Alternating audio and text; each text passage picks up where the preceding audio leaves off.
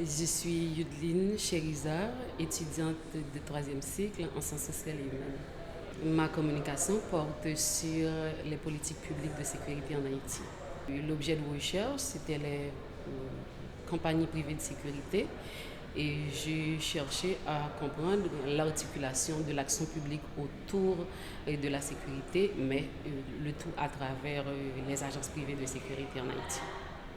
Donc j'ai mobilisé deux méthodes. La première, c'est l'analyse de contenu et la deuxième, c'est l'entretien semi-directif. Et comme résultat, j'ai obtenu essentiellement à voir que les compagnies de sécurité en Haïti sont régulées que par elles-mêmes à partir des intérêts de chaque gérant d'agence de sécurité. J'ai pu remarquer aussi que la police nationale, le CSPN, le ministère de la Justice et tous les autres acteurs étatiques pensent que ce ne sont qu'eux qui peuvent réguler à eux seuls le secteur de la sécurité en Haïti.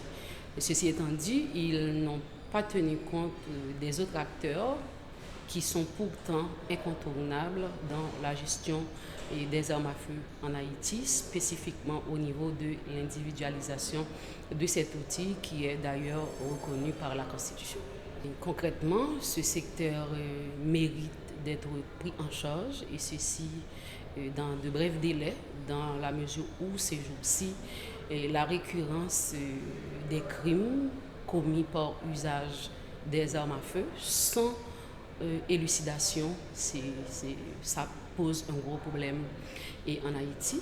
Donc, comme mesure urgente, il faudrait converger les efforts de chaque acteur, les acteurs précités, pour que les actions puissent aller dans la direction où vraiment on arrive à une vraie politique publique qui puisse aider à réguler les armes à feu en Haïti.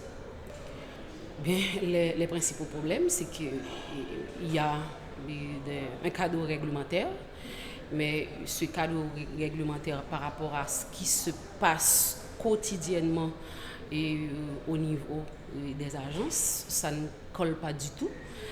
Et j'explique, on prend par exemple l'approvisionnement des armes à feu. Les agences sont de grands utilisateurs d'armes à feu. Pourtant, l'approvisionnement, c'est un lieu qui n'est pas connu du tout.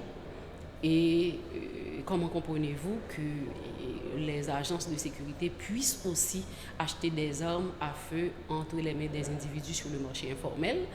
Et quand cela arrive, ces armes, on ne peut pas vraiment les légaliser dans la mesure où leur provenance est douteuse.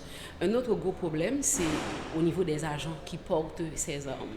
Il n'y a aucune habilitation de leur formation par les instances légales. Il n'y a vraiment aucun bilan de leur santé mentale. Ils ne sont pas évalués au niveau de leur aptitude à manipuler les armes à feu. Et ça pose un sérieux problème. Et autre problème, c'est que les agents de sécurité, le plus souvent, sont des anciens militaires. Et ces anciens militaires-là, ils ont leur perception de la sécurité, ils ont leur façon de comprendre la sécurité, qui ne cadre pas toujours avec la mission de protection et de service, et le plus souvent il y a des biais qui en sont ressortis et puis parfois des abus par usage des armes à feu.